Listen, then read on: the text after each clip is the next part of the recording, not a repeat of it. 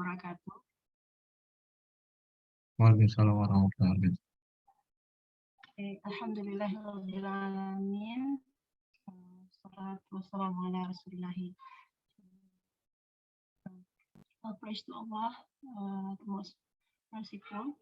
Salawat and salam to our Prophet Muhammad sallallahu alaihi wasallam. Today we will continue our discussion about toward Maqasidi tafsir that will be delivered by Ustad Fajri Romadhon. Before continuing to our discussion, I would like to introduce our speaker today, Ustad Fajri Romadhon, is a research fellow in Maqasid Institute. He also director of bisa.id, which manage a startup that concerns about teaching Arabic language and Islamic studies online. Also, he is a member of Fatwa Committee, Majelis Ulama Indonesia, DKI Jakarta. He also University Research Assistant at King Abdul Aziz University since 2020. Member of Law and Human Rights Division, Indonesian Association of Muslim Intellectuals, or ICMI. And he also, as Vice Head of Middle Eastern Studies Committee, Shariah Director of Learn Quran. He graduated from Imam Muhammad Ibn Saud Islamic University for Bachelor of Sharia, and King Abdul Aziz University for Master of Arts in Judicial Studies. He also has many publications, I think, about Islamic law, such as Pokok Akidah Ahlus Sunnah wal Jamaah, and Nasakh dalam Al-Quran, and also some paper in Arabic. Now let's continue with our discussion. To Ustad Fajri, please, the time is yours. Okay, thank you very much, Mrs. Loni, and everybody here. Assalamualaikum warahmatullahi wabarakatuh. Alhamdulillah, wassalatu wassalamu ala rasulillah wa ala alihi wa sahbihi wa man ittaba'a hudahu amma ba'd.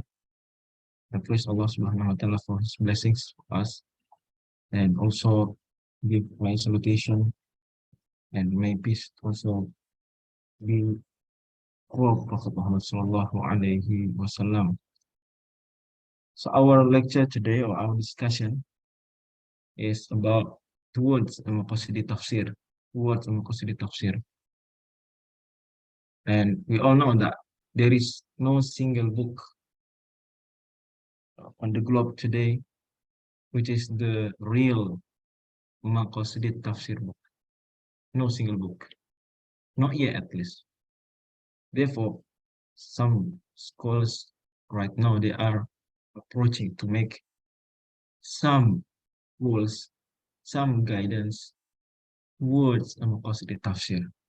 So at the very beginning, I will say that these kind of discussions are seeds to the big tree, which its fruit is the book of Maqasidi tafsir, which is right now we haven't found yet on the face of the earth. Very unique because we have seen several kinds of tafsir book from, you can say, tafsir which concern to the law, like tafsir al-Qurtubi, concerns to the stories like tafsir al-Baghawi, concerns to the balagha, like tafsir, you can say tafsir al-Zamakhshari. But even until now, we haven't seen yet any single book of tafsir which concerned to the Maqasid. And we can call this kind of book a Maqasidi tafsir. Okay, I will share my screen. Right now I can do it. Thank you very much, Susulami.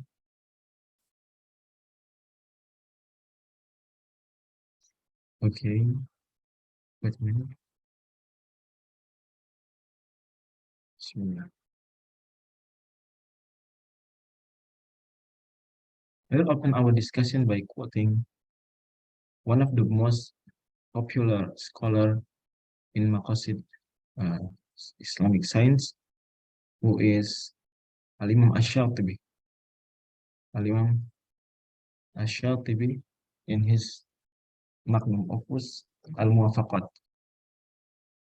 He said, فَإِذَا كَانَ الْأَمْرُ هَكَذَا فَاللَّازِمُ الاعتناء بفهم معنى الخطاب لأنه المقصود والمراد وعليه ينبني الخطاب ابتداء وكثيرا ما يغفل هذا النظر.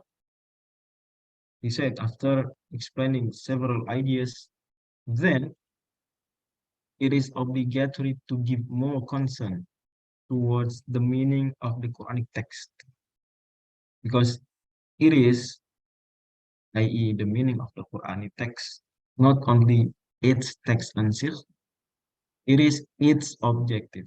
لأنه المقصود والمراد. It is the base even, the cornerstones, and it is often being ignored. Okay, so Imam Ash-Shatibi said that the objective of the Quran is often being ignored. By whom?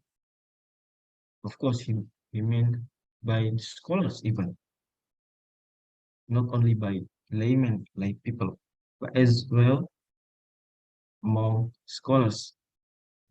Okay, so what is Maqasid tafsir, which we are talking about? Maqasid tafsir comes from two words, Maqasid and tafsir. But because we make it like an English phrase, then I call it Maqasid tafsir. Even it's in the Arabic phrase, we call it at-tafsirul maqasidi. At-tafsirul maqasidi. It is a style of tafsir which tries to discover objectives of the Quran, discover the maqasid of the Quran, wholly or partially. I mean by wholly, the maqasid of the whole Quran, the entire Quran. We'll talk about it later. And by partially, I mean the maqasid of some parts of the Quran. Jews, for example, Quran consists of juz, or surahs even. Quran consists one full surahs, or whatever. Even until we will talk about the maqasid of the letter, single letter of the Quran, because there is no letter in the Quran which is ignored. Everything is the sayings of Allah. Everything is the words of Allah subhanahu wa ta'ala. Then, after we know that Allah subhanahu wa ta'ala is Al-Khabir, Al-Alim, the most knowledgeable, Al-Khabir, Al-Adl, Al-Hakam, and whatever among of his Asma al-Husna, then also his words will be very full of knowledge, full of wisdom, even the single letter in the Quran. Therefore, we have heard that Ali bin Abi Talib, karamallahu wajhah, he said, Man kafar biharfin min al-Qur'ani faqad kafar, who is denying, who denies a single letter of the Quran, then he is actually denying the whole of the Quran, denying the all teachings of Islam. Very dangerous. Okay, so once again, Maqasid tafsir comes from two words, Maqasid, which means objectives, and tafsir as a one single science, very old science in the in Islamic history, even one of the very old science in Islamic history, tafsir, which means ilm, as Al-Imam Az-Zarkashi mentions, and also Al-Imam Al-Sheikh Az-Zurqani, ilmun yubhathu fihi an ma'ani kitabillahi ta'ala wa bayani hikamihi wa ahkamihi ala qadri taqati bashariyah. It is the science which discovers the objective of what Allah subhanahu wa ta'ala has said in His Quran, the wisdoms and the laws behind it, ala qadri taqat al-bashariyah, depends on a person's uh, capability, a person's capability. Okay, before some people said even Quran is absolute, but the tafsir is relative. And this sentence is not true 100%. If you say the Quran is absolute, yes, it's right. But when you say the tafsir, you mean all tafsir are relatives. It is not true because some tafsir even are absolute. When the Quran is clear or when the scholars of tafsir have agreed upon something. Because the ijma, the consensus of scholars in Islamic teachings, it is absolutely right. It is absolutely right. Then you can't say all tafsirs are relative. You can say yes, some tafsirs are relative. Okay, we have 5 kinds of maqasid tafsir. So when you are writing about a maqasid tafsir, you want to write an article, a paper, even a book concerning maqasid tafsir, then in front of you, you have 5 options at least. Firstly, maqasid of the whole Quran, as I said before. The Quran entirely definitely has its objective, has its maqasid. For example, uh, in Surah Al-Baqarah, at the very beginning, you will find Alif Lam Mim, ذَلِكَ الْكِتَابُ لَا رَيْبَ فِيهِ هُدًى لِلْمُتَّقِينَ. So this is one of the maqasid of Quran, which is as a guidance for people who believe in Allah or people who fear Allah subhanahu wa ta'ala. So Quran talks about about many things, stories, laws, well, about the creed. But at the end of the day, all of these types of Quranic teachings, its stories, its laws, and everything inside the Quran aims to guide people. So, as a guidance, to be a guidance for people is one of the maqasid of the Quran entirely. So, this is the first type of maqasid, which is the maqasid of whole Quran. The maqasid of whole Quran. Then we also have maqasid of some parts of the Quran. And I divide it to the 4 parts: surah or a group of surahs, a verse or a group of verses, a word or a phrase, then several letters or a letter.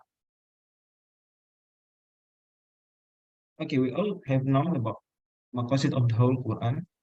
Then we move to the maqasid of the whole surah. Basically, as Al-Imam Fajri al-Razi mentioned in his tafsir, Fatihul Ghaib at-Tafsir al-Kabir, Al-Quran from Basmalah, from Bismillahirrahmanirrahim in Surah Al-Fatih, until Minal Jinnati wan Nas, at the end of Surah Nas, is one unity, one word of Allah subhanahu wa ta'ala, because Kalam Allahi wahid, as ulama al-Kalam has mentioned. Ulama Kalam have mentioned that Kalam Allah, the saying of Allah subhanahu wa ta'ala, is one unit. Then Quran, basically, even it is revealed partially 5 ayahs, then 10 ayahs, and something like that. But only 11 surahs which are really revealed. The Prophet Muhammad entirely, completely. Only 11 surahs. From among 114 surahs in the Quran, all of them were revealed partially to the Prophet Muhammad sallallahu alaihi wasallam, part by part, except 11 surahs, like Al-Fatiha, revealed completely as Surah Al-Ikhlas, for example. But even though the Quran, the whole Quran, was revealed partially, as Allah mentioned in Surah Al-Furqan and many ayahs, but it is one unity. It talks about this, about same maqasid, same objective. And we have mentioned one of it as a guidance of, as a guidance for people, guidance for people. Well, you know, the second kind is the maqasid of the whole surah. And Al-Imam Az-Zarkashi in his book Al-Burhan has mentioned that Allah subhanahu wa ta'ala divided the Quran into several surahs for several reasons.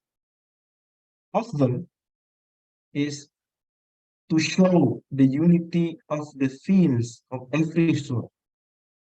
Every surah has its own name, and every surah has its own special objective.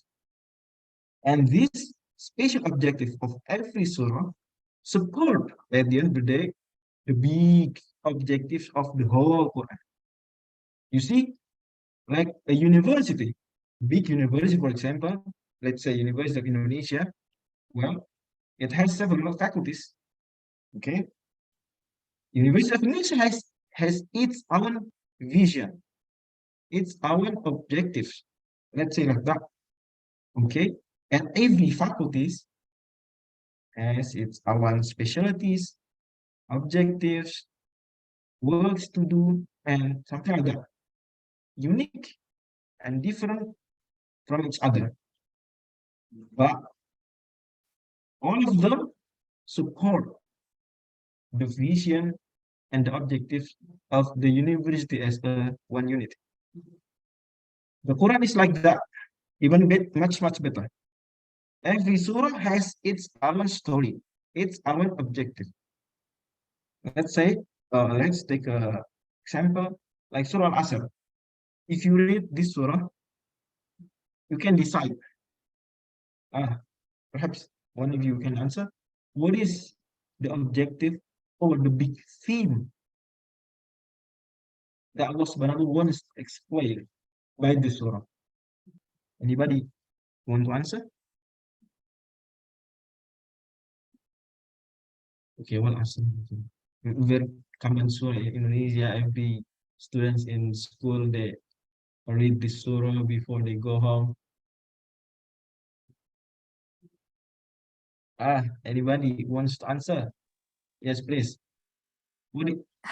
Yeah, in your opinion. Okay, Dr. Saida, do you want to say something? Okay, I would like to try. This surah give the objective that's for the time management. I mean that time management. Yes. Yeah, management. Time is precious, and then so that is anyone in this world, regardless different religious backgrounds and also from different ethnics. So anyone, they could not beat the purpose of time management that has been set by Allah.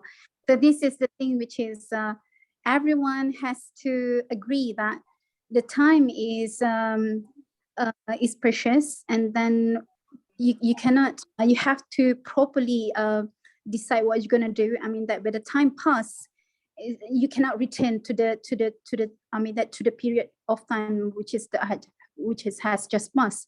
So that's why Allah what we call this Allah swear with wal asr, okay, with the time, okay, because the time, that's the only one, and then there is no another time and that could replace the time that has passed. And no, I'm saying that from rational and philosophical thinking, and even if you look at the Maqasid al-Falasifa, which is no, sorry, at-Tahafu al-Falasifa by Imam al-Ghazali. Yeah, Imam al-Ghazali also dispute with other Greek Greek philosophers about the time, which is Allah created time before before he created this world, or Allah created this world, but after that Allah created time. So I mean that that's become the dispute of who, I mean that they know that God created the time, but which one come first? I mean that they have no Nice. this about who created the time, that everyone's know that anything we have to swear by the time, because that's the thing which is precious, and that you cannot get the same time that you get before, and then you have to MashaAllah. in order to, if you want to repair your time, it's not you get the previous time. I mean you have to manage the next time. I mean that's the thing. Yeah, I'm wonderful. a time management. Yeah, I heard that MashaAllah. one. Thank you I'm very much, about to Dr. speak from Saida. Yes, yes, I agree, and all people here, I think they are agree as well. all right. Yes. So we know from this that this surah is a part of the Quran, one of 114 surah, and it has its own objective, its own theme. Okay, then this theme and this objective of this special surah supports the big idea, the big objective on the. Okay, the next kind is the maqasid of a verse or a group of verses, and example for this is very easy. When you open Surah Al-Baqarah, for example, you will find that scholars or perhaps the publisher, they put the title in front of several ayahs. For example, we find the ayah number 183 until 187 of Surah Al-Baqarah. What is the title? You can guess, or just give the title for this group of verses.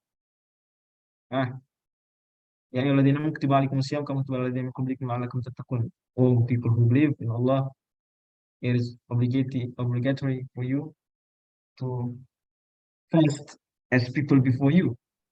Then we know Is it that the title of ayatul siyam, the obligation of fasting, for example. And we will find also ayat in Surah An-Nisa talks about, let's say, the mirath, okay, the inheritance. We will find as well in another surah about family. Another surah talks, another groups, another group of verses talk about some issues, stories of Moses, for example, alayhi salam. So a verse or a group of verses have their own objective. What is the longest ayah in the Quran? Well, everybody knows perhaps. What is the longest ayah in the Quran? I don't ask you to mention to read the ayah, to recite it. No, just mention where it is. Or where is it? Surah number 2, ayah number 282. Okay, and this ayah is one full page of the Quran, of the Mus'haf, and we can decide to please open it. Please open Surah Al-Baqarah, ayah number 282, 282. It talks about, you can say about money, or you can say about business, or something like that. But the idea is, the point is that this one verse itself has its own objective. Next, we move to the Maqasid of the word. Oh, Ustad, does the word has its own objective in the Quran? Yes, it has. For example, you see, Allah Subhanahu wa Ta'ala choose in Surah Abasa the word as-sakhah, as-sakhah. And basically, this word refers to the blow, to the we can say the thorn of the Qiyamah. Okay, the very loud voice that you will hear, or all of us, at the day at the day of Qiyamah, and it will be twice. The first voice, all of us will die, and the second one, all of us will resurrected. Okay, and Allah Subhanahu wa Taala in last surah before the previous surah before this surah, which is Surah An-Nazi'at, choose the word Tamma to show meaning. And here Allah choose for the same thing. Allah choose another word, which is As-Saffat, the deafening blast. It's kind of this voice is very loud, so it deafen your ears. Okay, and to show this meaning, Allah choose the word Saffat. And you can imagine by listening to this word, only listening to this word, you don't know even Arabic, you know that As-Saffat. Okay, and even you when you are reciting it very well with tajweed, As-Saffat, the voice of this word behind this selection of the word, behind that is the objective to show the deafening noise of this loud voice. Which is if Allah Subhanahu wa Ta'ala choose another word, okay, of us, we choose another word, okay, replace this word with another word, which is the synonym of as-sakha, will not find the effect or the echo of the voice which this word possesses. Another thing to make you sure that you all know about this idea is the word ithaqaltu here. Okay, ithaqaltu. Allah mentioned here, ya ayyuhalladzina amanu ma lakum idza qila lakum infiru fi sabilillahi ithaqaltum. إذا قيل لكم انفروا في سبيل الله ثاقلتم إلى الأرض. All you who believe, what is the matter with you that when you are asked to go forth infiru fi sabilillah in the cause of Allah, ithaqaltum. Ithaqaltum means you cling heavily, you walk heavily. We know that some people in Indonesia say mager. Mager is you walk slowly. Why? We need success and gercep. We need fast. We need hurry. We need quick. But you are walking slowly. Allah Subhanahu wa Taala blame some people of Iman at the time of Prophet Muhammad SAW, why they were walking slowly when Allah Subhanahu wa Taala command them to go for jihad. And to show this slowness, this heaviness, Allah intentionally chose the word ithaqalta, which shows, even you don't know Arabic, that it's kind of a heavy word for heavy meaning, for heavy situation, for heavy walking. Okay? ما لكم إذا قيل لكم انفروا في سبيل الله اثاقلتم إلى الأرض. In fact, in normal situation, not in the Quran, we usually say تثاقلتم. ما لكم إذا قيل لكم انفروا في سبيل الله تثاقلتم إلى الأرض. The original word is تثاقلتم, but Allah subhanahu modified this word, and it's okay in Arabic language, becomes ithaqaltum, to show the heavy meaning and the heavy situation. Also, another example is in Surah An-Nisa, verse number 72.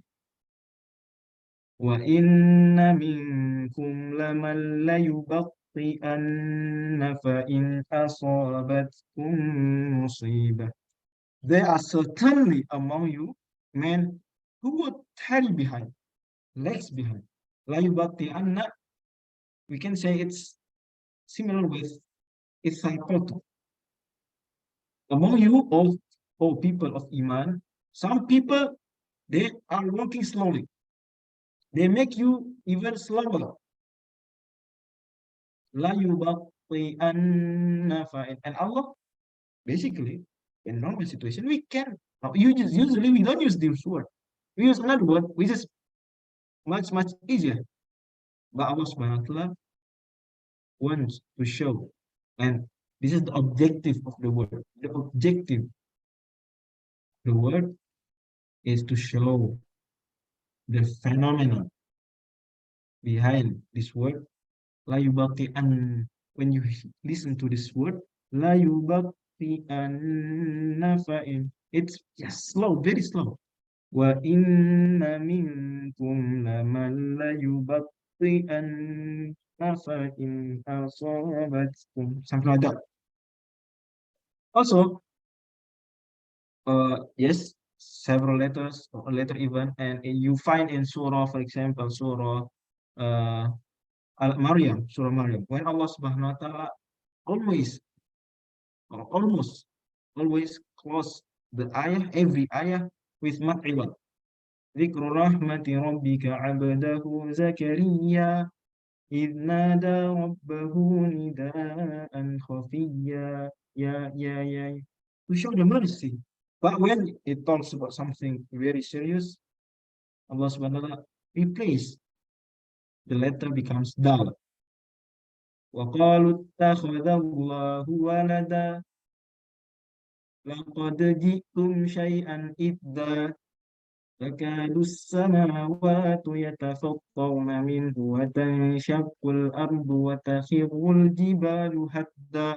So from ya become the, and we know that the is the strong word. The strong letter. Even when we look at it at the view of Fajri teacher, we know that the sifa or the characteristics of letter da are the characteristics of a strong letter, and ya is the opposite. So in every letter, in every word, in every group of ayah, in every surah, in every group of surah, and in one unity of the Quran, the entire Quran, we always find the objective. You can see it sometimes, and many times you cannot see it except after you make or use the tadabbur, or you use some methods that I will teach you later, or you perhaps read some books of tafsir.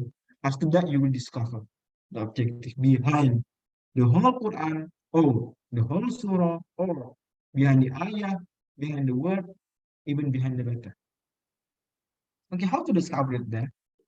Well, I choose 3 methods that maybe are the best methods to discover the Maqasid, the Quran, and after that we all can imagine the Maqasidi tafsir which concern with the Maqasid objectives behind the Quran, wholly or partially. First is textual method. Sometimes, or even many times, in several ayah, Allah subhanahu wa ta'ala mentions directly the objective of the Quran, of the surah, of some hadiths in the Quran. We have mentioned one of them, or one of them. In Surah Al-Baqarah, Allah says, ذَلِكَ الْكِتَابُ لَا رَيْبَ فِيهِ هُدًى لِلْمُتَّقِينَ. So, هُدًى لِلْمُتَّقِينَ is the textual objective of the Quran. Allah say it textually, implicitly, explicitly. Okay? Allah also say, وَمَا أَرْسَلْنَاكَ إِلَّا رَحْمَةً لِلْعَالَمِينَ. So, as mercy for the words is one of the objectives for the whole of Quran. In some surah, Allah subhanahu wa ta'ala, for example, begin with the some of his creatures, like wal asr. So we can know that this surah talks about time, Al-Asr, because Allah begins the surah with the qasam, the pledge with the time. Also, Washams will Qamar and something like that. اقتربت الساعة وانشق القمر.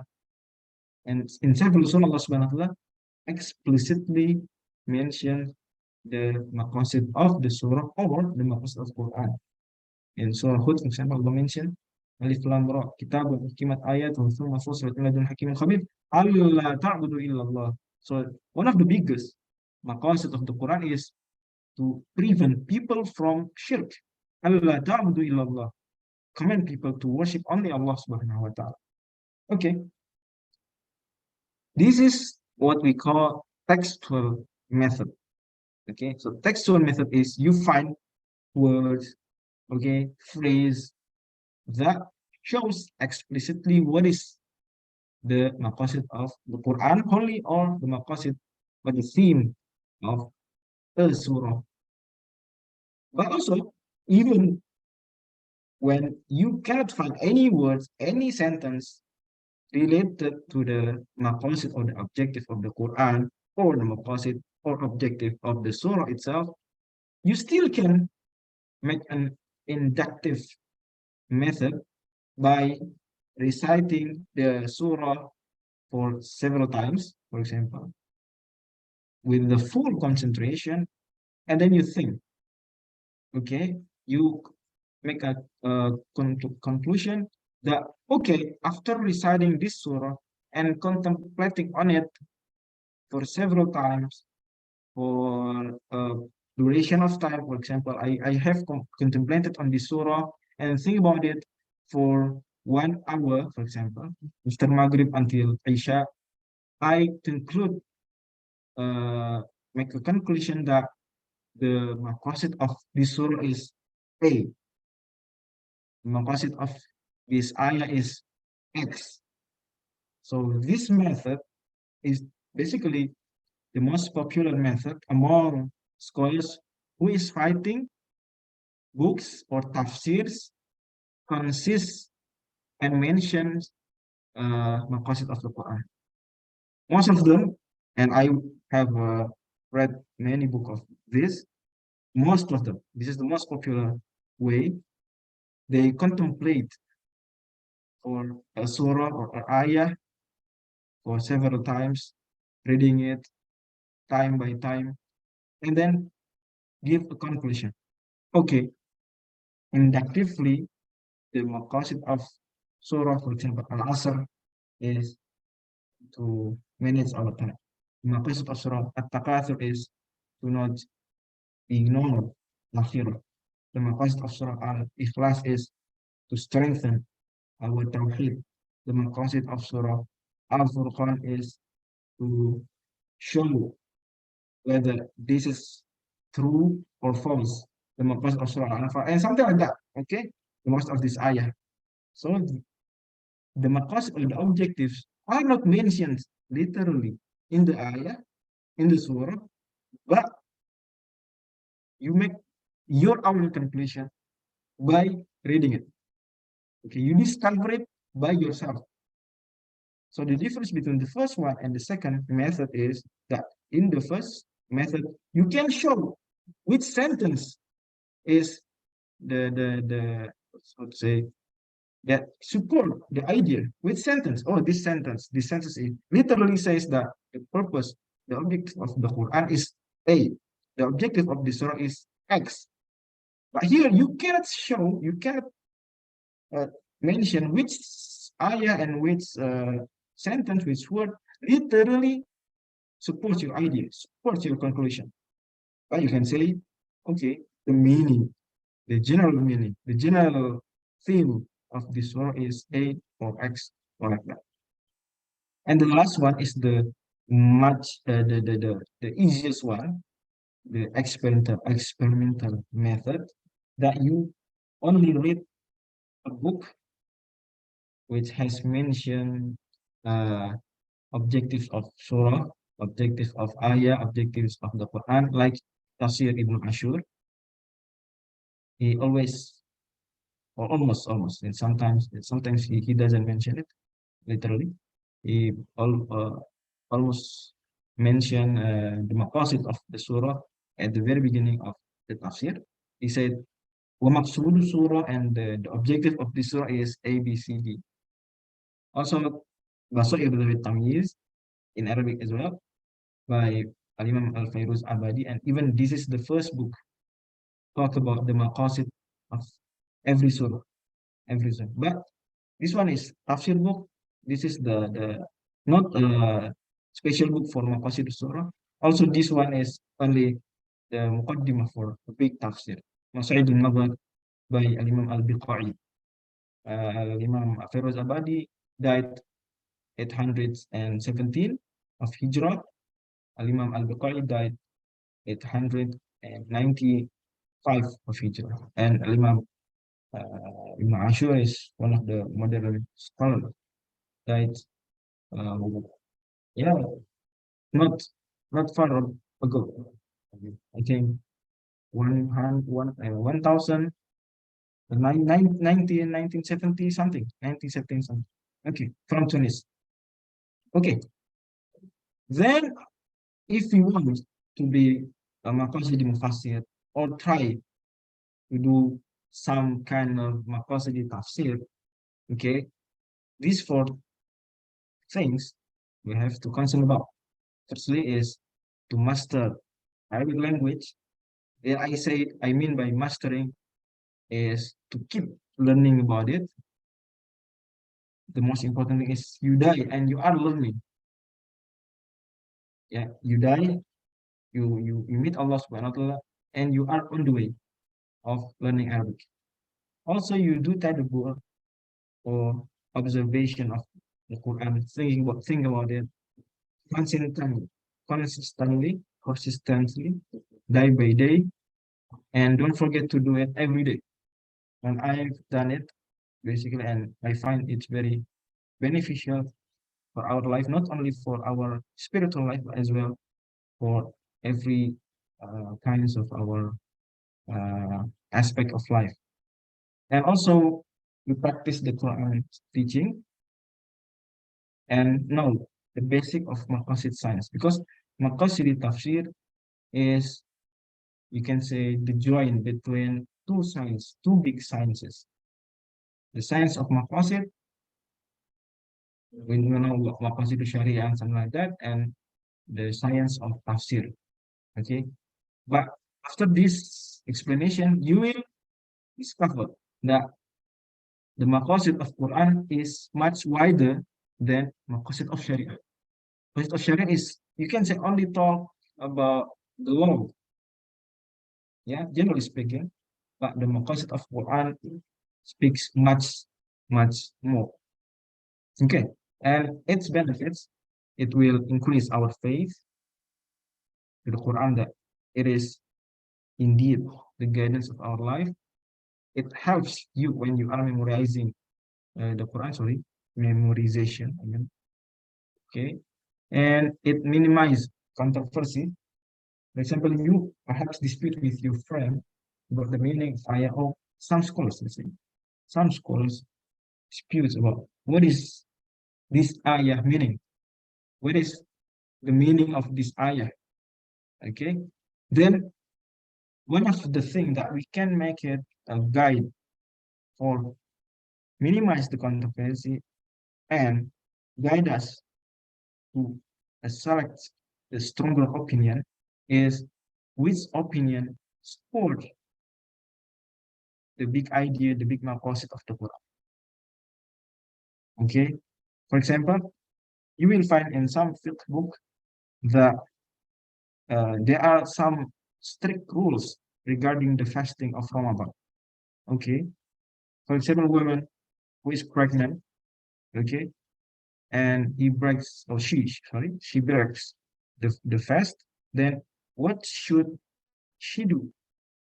Okay, at least we find three big opinions: giving food only, or to fast in another day only, or joining between these two. Okay, and even Sahaba, the companions, dispute about this. But when you recite that between these ayahs of the first thing, Allah subhanahu wa ta'ala says, Yuridullahu bikumul yusra wa la yuridu bikumul usra. Allah wants to give you an ease, not to make it difficult for you. Then one of our guide to do a target, to choose, to select the strong opinion is which opinion is the much easier, which opinion is easier for pregnant woman. This is one of the guidance. I don't say that this everything, no, but this is one of the guidance. Even Al-Imam Al-Ghazali in his Mustafa mentioned that some people, they can choose the easier opinion between several opinions. And this is the one of the guidance for tarjih, for choosing the stronger opinion, at least for some dimensions of the fiqh. And also, we can construct sciences related to Quran. Okay, Quran has its own sciences, ulum Quran. Also, we have several sciences, fiqh, aqidah, and so forth, related to the Quran. And we also have another kind of science, which we can call it non-Islamic, and the ones that we mentioned before are Islamic science. We cannot say that all of them are Islamic, all of them are from Allah subhanahu wa ta'ala every day. But what we want to do is these sciences which are related to the Quran, okay, they are all having their own objectives. Fiqh, it has its own objective. Let's say hadith or economics, physics. Okay, every kinds of sciences related to the Quran, related to some aspect of the Quran, they all have their own objectives. Okay, and some of these objectives are itself the objective of the Quran. So some of the objectives of the economics are the objectives of the Quran. For example, to help people manage their own wealth. Okay, economics aims that, and the Quran also aims the same point. Here, okay, we can strengthen this joining objective between these two sciences, okay, and then we can strengthen this part of economics to be one of the part of ulum Quran. So after that, we will discover a new science called the al-iqtisad al-Qurani, the Quranic economics, like Professor Yunus Rafiq Misri did. He wrote the book At-Tafsir al-Iqtisadi. And we can do it also from Tafsir, from Fiqh and Aqidah. And we have found several books talk about Tafsir and also talks especially for this these kind of sciences. So by knowing the Maqasid of Quran, we can reconstruct sciences and its relation to the Quran. And I close this discussion by showing to you that one of our biggest contemporary scholar, who is Professor Jasir Auda, last year he has released a new book, Envisioning Islamic Scholarship, and inside this book we find the Maqasid framework. And our discussion doesn't talk about this, but I invite you to read the book, and we'll find some of the things that we mentioned in this discussion. He even elaborated more and use it and practice it, and he make it a framework like this: concepts, objectives, values, command, universal laws, groups, and rules. And these are my references to give this talk. And I open the door of discussion if you want to give some feedback, ask something, or even to refute me. Welcome, and Wassalamualaikum warahmatullahi wabarakatuh. Waalaikumsalam warahmatullahi wabarakatuh. Jazakallah khair, Ustaz Fajri, for the material. Then we will give time for the audience to ask or give a comment about the topic today.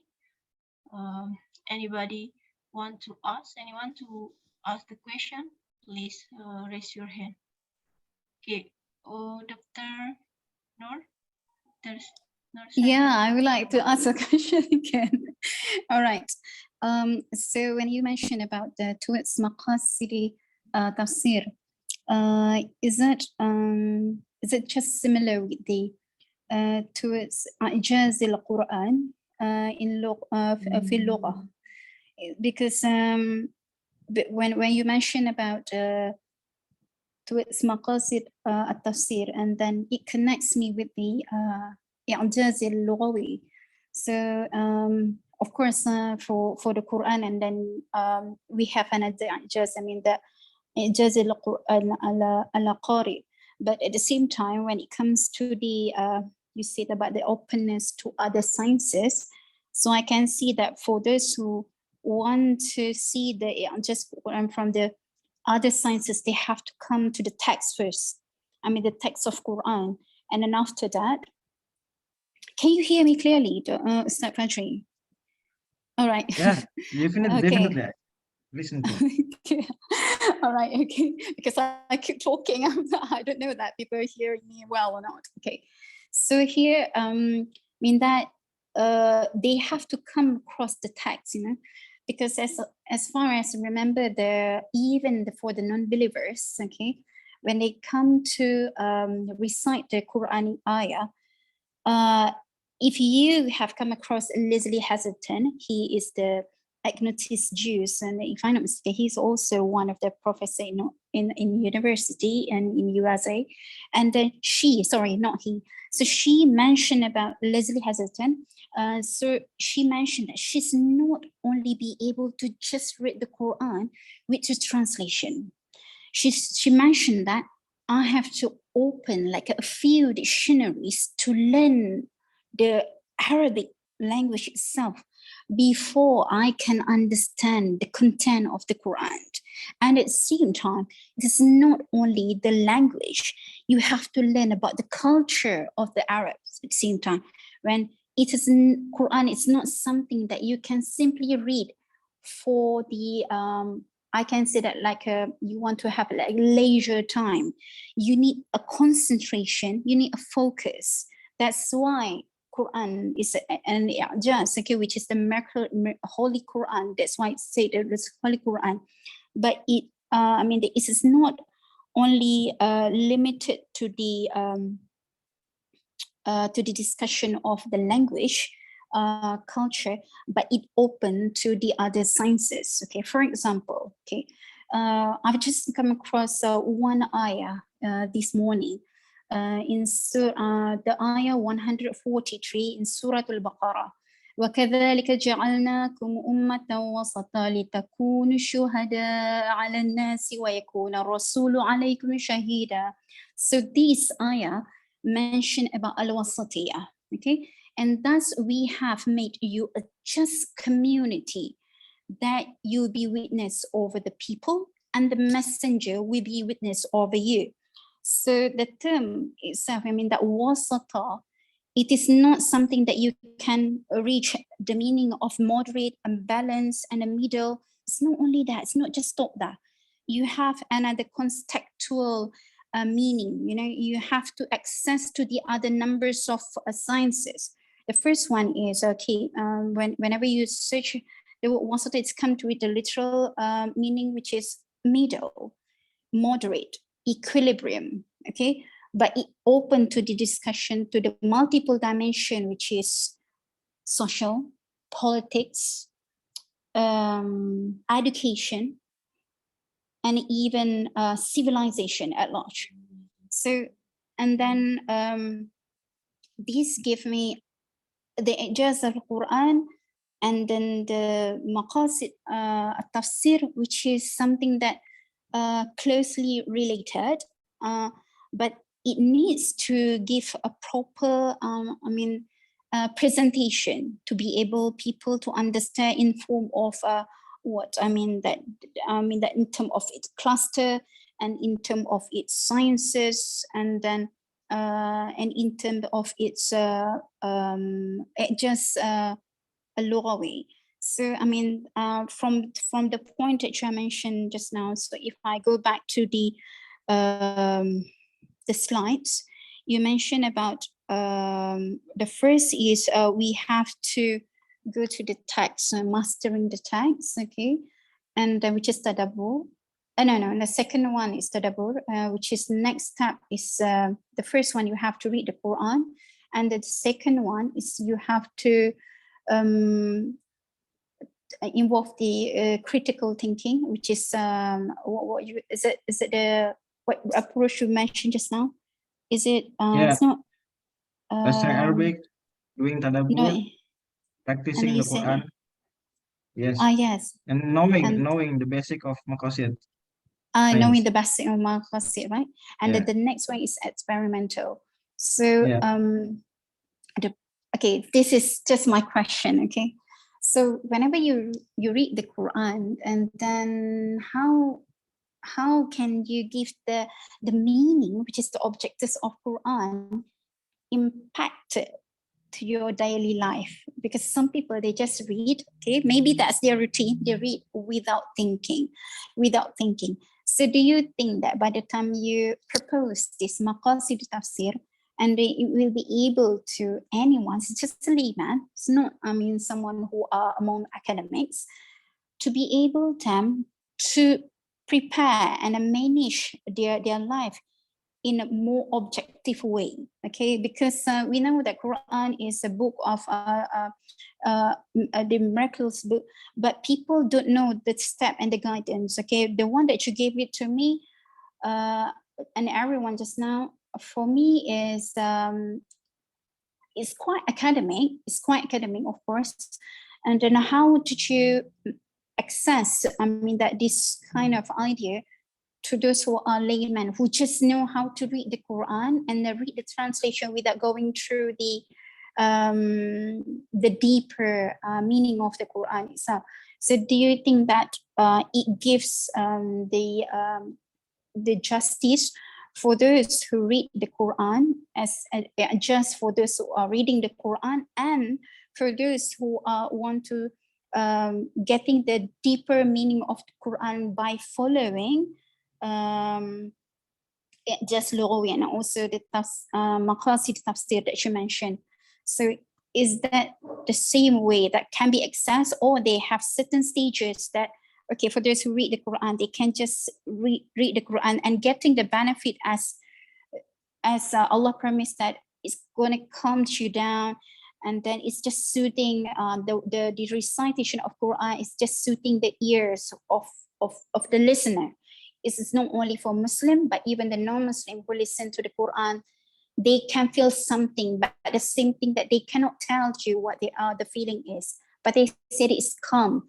Okay, that's the adjust. And then for those who wants to go further on just Quran, and they get this kind of tafsir, Maqasidi tafsir, which is ensure you to prepare you to be a better Muslim in terms of understanding the message of Quran. So I'm sorry, I'm getting you. No, Getting it's fine. lost. It's fine. Yeah, no, I got the point. Alhamdulillah.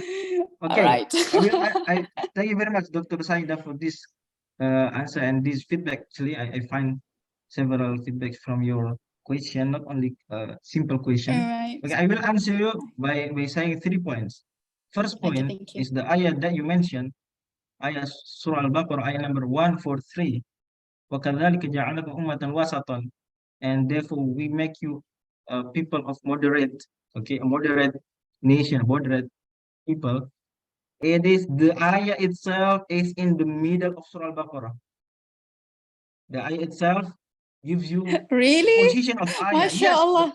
it's ayah 143, right? It's ayah 143. Yes. Okay. How Yes. many ayahs in Surah Al-Baqarah? 286, right? 2286. And the ayah itself is in the middle of Surah Al-Baqarah 143. Okay. So this is something miracle, actually. MashaAllah, this is something, Okay, miraculous even in the number. second point. Okay. And And this miracle, even people don't know Arabic, they can discover it. Okay, they just read, okay, this is wasaton in the middle, and then this ayah is 143, and the Surah Al-Baqarah is consisting 286. Okay, then makes sense. And I can show you several things like this in the Quran, alhamdulillah. Second point is, when I say mastering the Arabic, okay, it doesn't mean that every one of us, even lay people, have to and must learn all kinds of Arabic language sciences. No, at the end of the day, layman can only take one simple tafsir, okay? And via this simple tafsir, they can reach what we have mentioned before. How? Okay, the most simple tafsir for me is the translation of the Quran itself. Okay, because as Imam Ashati mentioned in Al-Muwafaqat, no one can translate Quran letter by letter. No, they just translate the meaning of the Quran, the meaning of the verses, to Malay language, to Indonesian, to English, to every kinds of language. Okay, so at the end of the day, these translations of the Quran are the books of tafsir. Once again, I say that your translation of the Quran to your language is your most simple tafsir. By reading this simple tafsir, even lay people can reach, as Imam Ashadi mentioned also, the sufficient meaning of the Quran that they need for their daily life.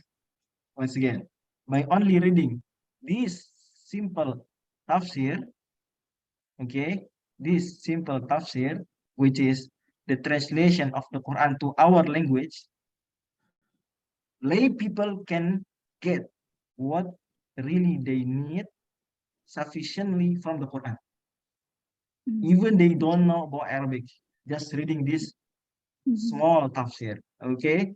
And then they can contemplate about it. Surah Al-Asr, for example, you don't need to be a master of Nahu and Sarf in Arabic sciences in order to know that this surah commands us to manage our time, and that people who cannot manage their time will be suffered. Okay, every people who read the translation discover this objective, isn't it? You agree? Dr. Saida or people Yeah, here? I agree Yes. with that. So therefore, I always urge people, especially laymen, okay, jamaah in masjid, okay, ibu-ibu, bapak-bapak in our society, to read Quran not only its Arabic text as well, its translation, even in Indonesian, even in Malay, in English, because these translations are the simplest book of tafsir that they can read. They don't need to read Ibn Kathir or perhaps Tafsir al-Azhar by Buya Hamka and some kinds of this tafsir. No, it's sufficient for them to only read the translation of the Quran, and it's actually the tafsir itself, the simple tafsir, and then they can think about the Quran, the meaning that they find in the translation, and they can reach the objectives of every surah they read. They can contemplate even, because tadabbur, Dr. Saida and all our friends here, is fardu ain. Once again, tadabbur is fardu ain, and tafsir is fardu kifayah. So tafsir is fardu kifayah. Even it has several rules, very strict prerequisite for to be mufassir. But to do tadabbur, very simple. You just need to know the meaning of the ayah, even by translation, and then you can do tadabbur. You can think about it. Okay. Therefore, tadabbur is fardu ain, as Imam Al-Qurtubi mentioned in his tafsir, Al-Jami' li Ahkam Al-Quran, when Allah said, "Afala yatadabbaruna al-Quran, walau kana min indi ghayrillahi lawajidu fihi ikhtilafan katsiran." He said that tadabbur based on this ayah is fardu ain. Okay, this is the second point. The third point is Yes, your friend or that she is right that Mhm. you need to know Arabic language to master even the Arabic culture to deep to know deeply about the Quran. But Mhm. this is not the obligation for everyone.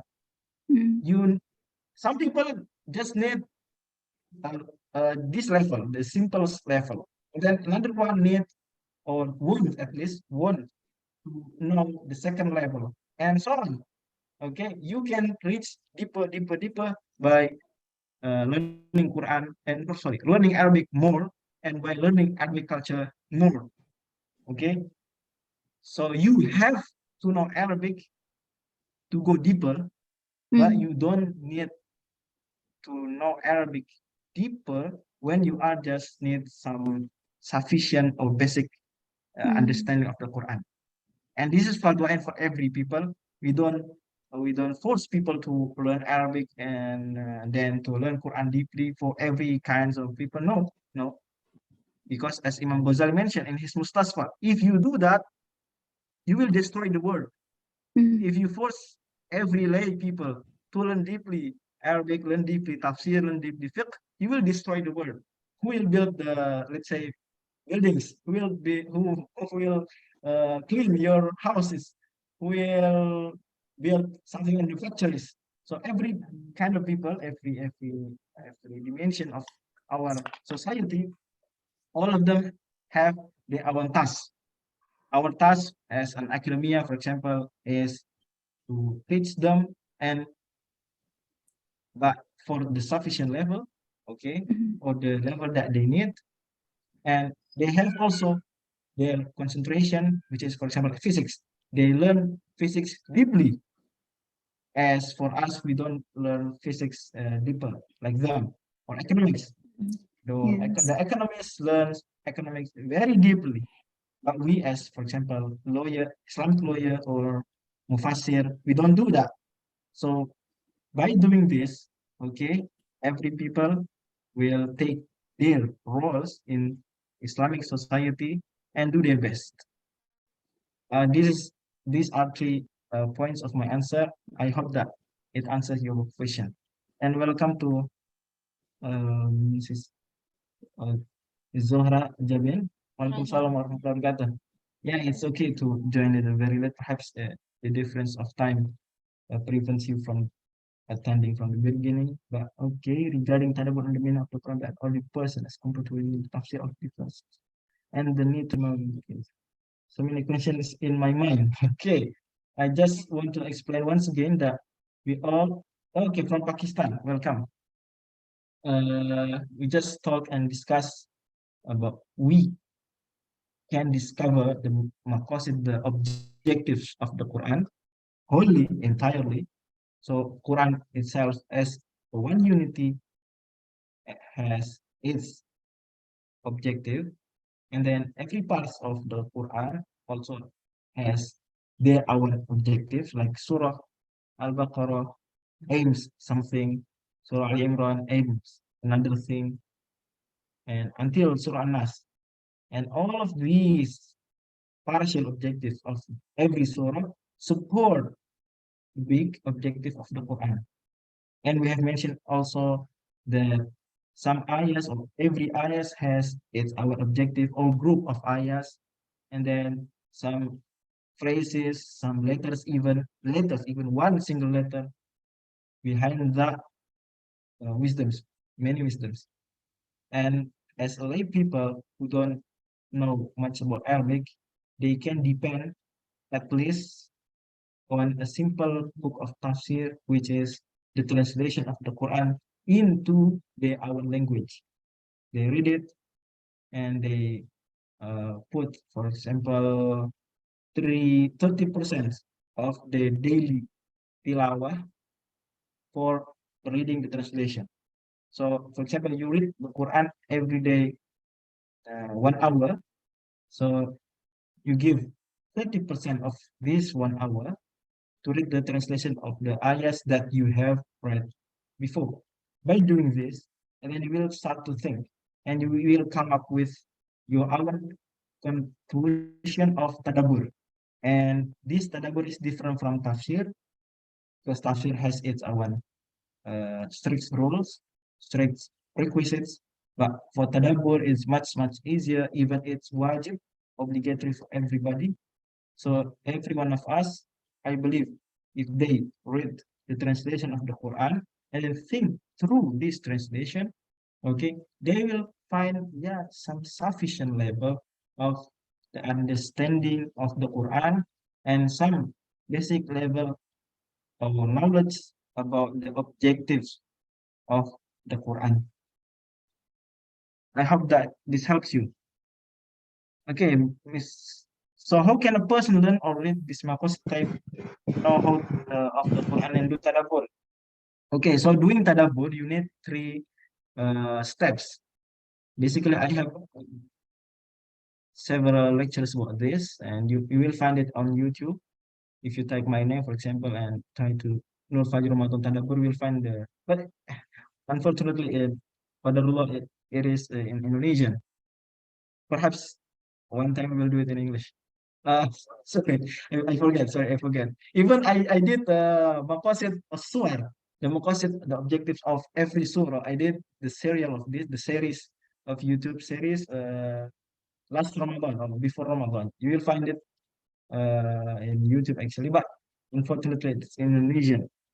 One day, inshallah, we'll do it in English. But the most important thing is that tadabbur is easy. You firstly read the basic meaning of the Quran, at least by its translation. If you can reach the meaning deeper by reading a tafsir book, it's much better. But at least the translation into your language, English or Urdu, for example. The second step is to think about it. Think for 1 minute, 2 minutes, or 1 hour. You think, okay. And then the third step is to take lessons, take notes. What have I gathered from this ayah? What have I learned from this ayah? Something like that.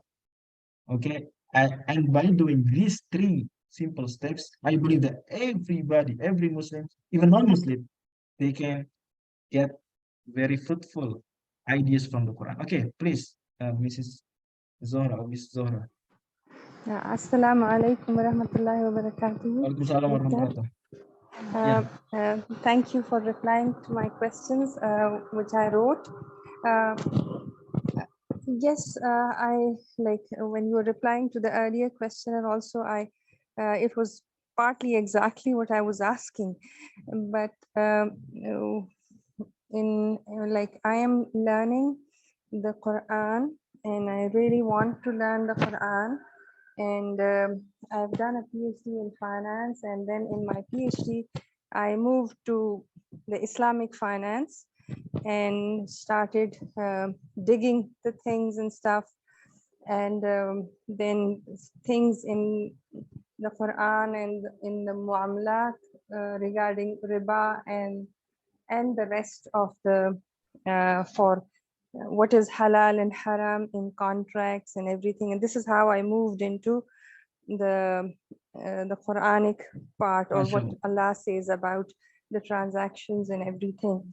And since I had done the derivatives part as already, so I kind of understood how we can reconstruct the contracts according to Islam, that kind of thing. So it was like I took sort of the 360-degree turn. Like first I learned the conventional finance and stuff, and then moved into, with Allah's will, moved into Islamic finance. And of course we read the translation of the Quran, and we do ponder on it. And as we age, alhamdulillah, we ponder more. This is, I think, part of human nature. However, what I hear, like from many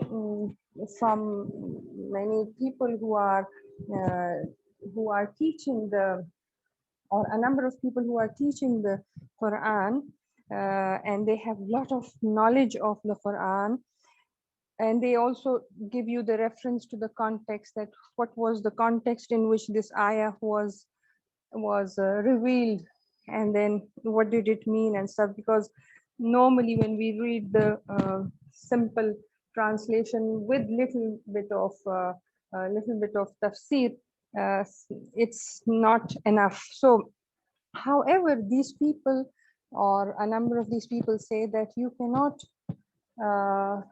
draw meaning from the Quran and the tafsir on your own, and you can get into problems. You can interpret it wrongly. So that is something which I don't know how to go about it. Okay. Well, I said before that there is difference from between tafsir and tadabbur. Okay. What I Right. said before that it's a wajib for everybody is tadabbur. Tadabbur is you think about the meaning that you have now from the Quran. For example, you read translation Right. of an ayah in English or in Urdu, and then you think about it, and then you practice it, you apply it in your life, or you get some lessons, fruitful benefits from the ayah. This kind of thing is called tadabbur. Right. But Right. I understand. to decide and to explain the ayah, this is tafsir. You cannot do it if Right. you don't have the sufficient knowledge of tafsir. Tafsir has at least 15 sciences that you have to possess to be to do a tafsir. So tafsir is fardu kifayah. It is the job for some people only, not every people. As for tadabbur, it is the process after tafsir. So you do tadabbur after reading the tafsir. Once again, you do tadabbur after reading the tafsir. What tafsir you read? At least the translation of the Quran into our language. If you want to do more, to read more tafsir, it's up to you. You can read several books of tafsir in English, in Urdu. I know that there are some tafsir books in Urdu, mashallah. Okay, it's like tafim Al-Quran. I read it in the translation of English, tafim Al-Quran from Urdu language. And I believe that there are several books. So if you read, and also in Indonesian, we have several Indonesian books, which are the book of Tafsir, Tafsir Al-Azhar, Tafsir Al-Nur, okay? Mention some of them.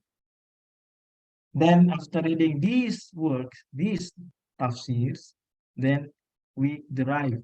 And this derivation is called tadabbur. So tadabbur is not tafsir. Tafsir is not for everyone, but tadabbur is the obligation for every Muslim to do that every day. Even one ayah, one day, mashallah, very beneficial. One ayah, one day. Thank you very much. Right. Shukriya. Jazakallah khair. Terima kasih. Right. Maybe. That's the okay. You're welcome. Sama-sama. Okay. Another question, perhaps, Mrs. Loni, if we have still several minutes. That from Nikki Alma Febriana. Okay, come on. Come on, Sheikh Nikki Alma. Bismillahirrahmanirrahim. Assalamualaikum warahmatullahi wabarakatuh. Thank you. Welcome. Thank you very much, Ustaz Nur Fajri Romadhon. I think I get many insight from this lecture. Thank you very much, Barakallahu. I have some question, I think, Ustaz Nur Fajri. But before, there are several scholars in Indonesia, I think, that they try to write the book about the method of tafsir Maqasidi. Yeah. For example,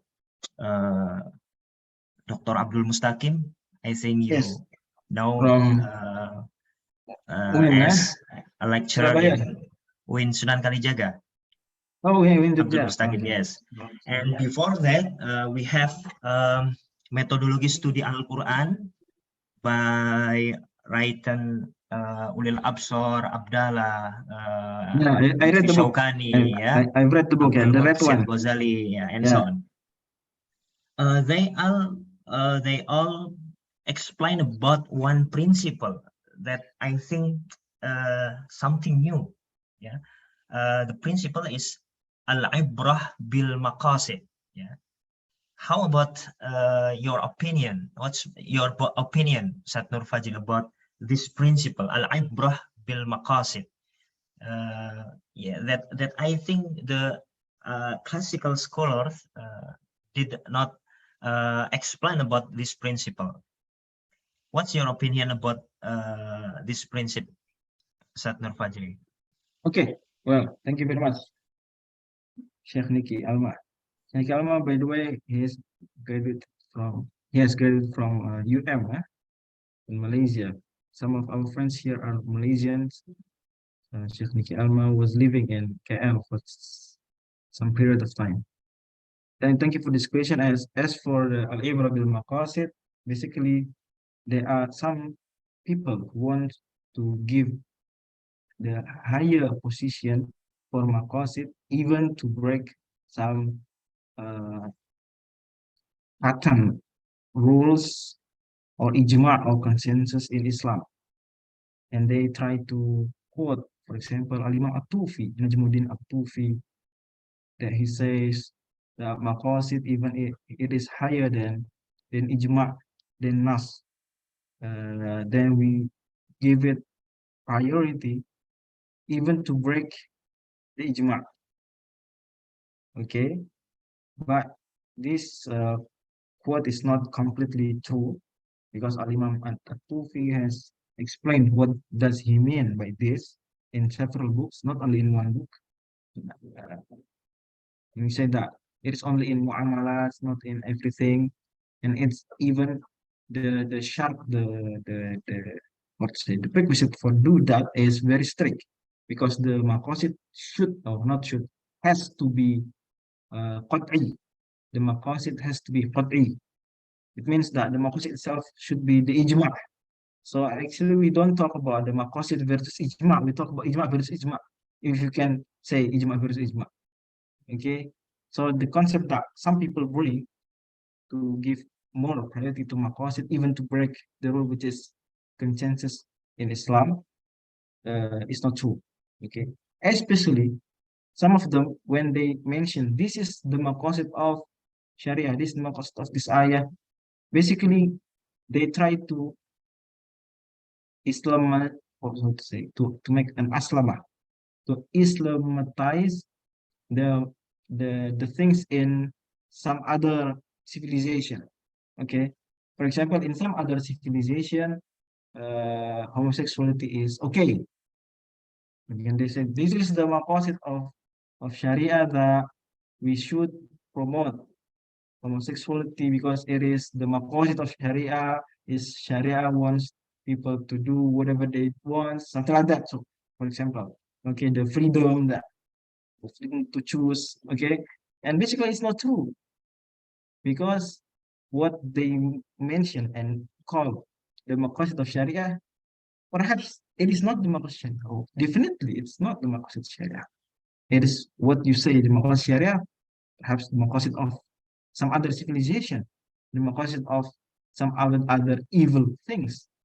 Okay, therefore we have to make sure that the maqasid that some people bring is really Islamic maqasid, really Islamic maqasid, and should be muttafaq alayh, should be agreed upon all ulama in this time, in order to make it, to give it the higher priority based on some opinion, which is not completely true, quoted by or quoted from Imam At-Tufi.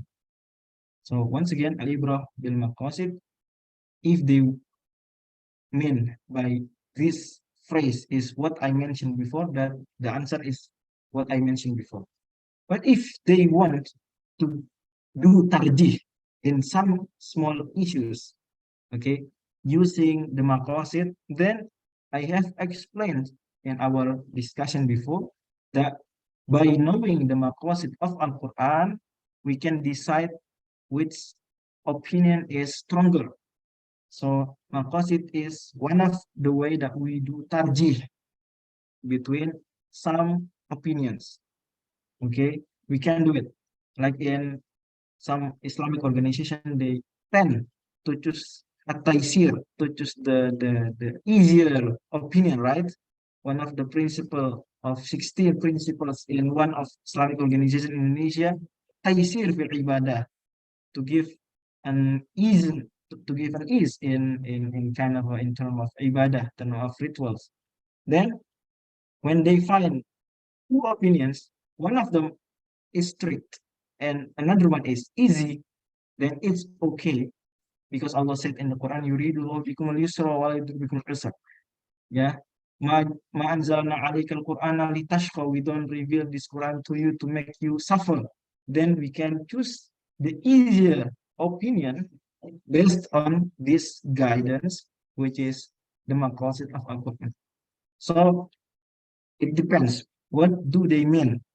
But mostly they mean the first one, and this is the problematic. This is the problem. As for the second meaning, we agree. As for the second meaning, at least I and books that I have read agree to do a tarjih based on Maqasid. All on the stop.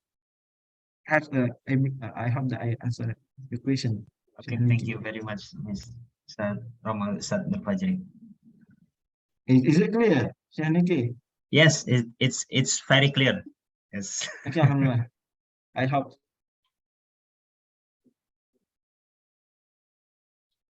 Okay. Okay, I think it's enough. Start. Yeah. Thank you yeah. so much. Yeah, thank you You are so welcome. much for the question. Thank you so much for Ustad Fajri, for the discussion, also for answering the question. Maybe we need to conclude our discussion today.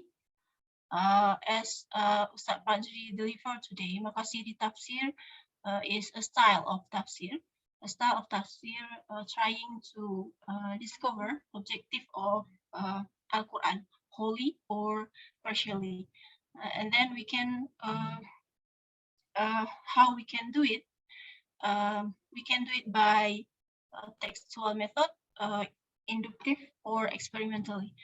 And it's can do by expert, I think, because not everyone understand Arabic or its culture fully. Then if any people want to reconstructing science related to the Quran, they need to collaborate perhaps with someone which expert in tafsir or Arabic and its culture. Maybe that's what our discussion today. Thank you so much for Ustad Nur Fajri. Thank you so much for all the audience. I'm sorry for the mistake. For the last, Assalamualaikum warahmatullahi wabarakatuh. See you next time. Yeah, Assalamualaikum. Thank you very much.